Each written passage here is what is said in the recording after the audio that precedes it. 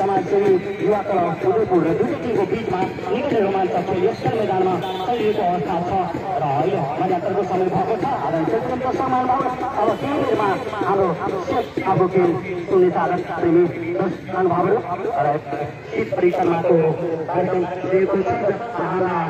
त्यसरी पूर्वगतिको रूपमा हुनुहुन्छ। त्यसरी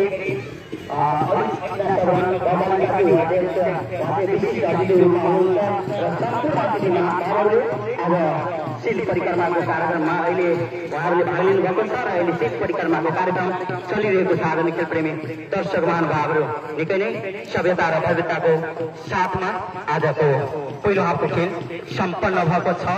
आदरणीय खेल प्रेमी दर्शक महानुभावहरू र दुईटा टिम मध्ये कुनै टिमले पनि कुनै गोल गर्न सकेको छैन। यहाँहरूलाई जानकारी गराउन चाहन्छु। आदरणीय खेल प्रेमी दर्शक महानुभावहरू निकै नै सभ्यता र भव्यताको साथमा एकदमै सुरुवात भइसकेको छ।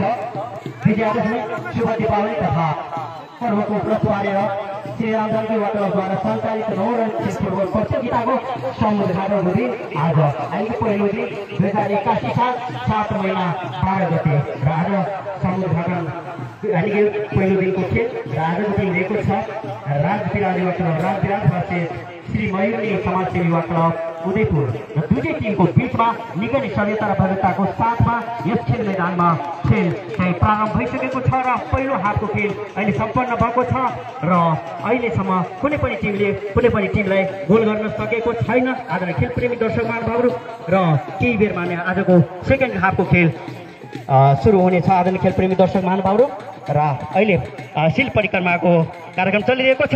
कृपया दर्शक महानुभावहरूले जोरदार तालीले हाम्रो अतिथि महानुभावहरूलाई स्वागत गरिदिनु होला।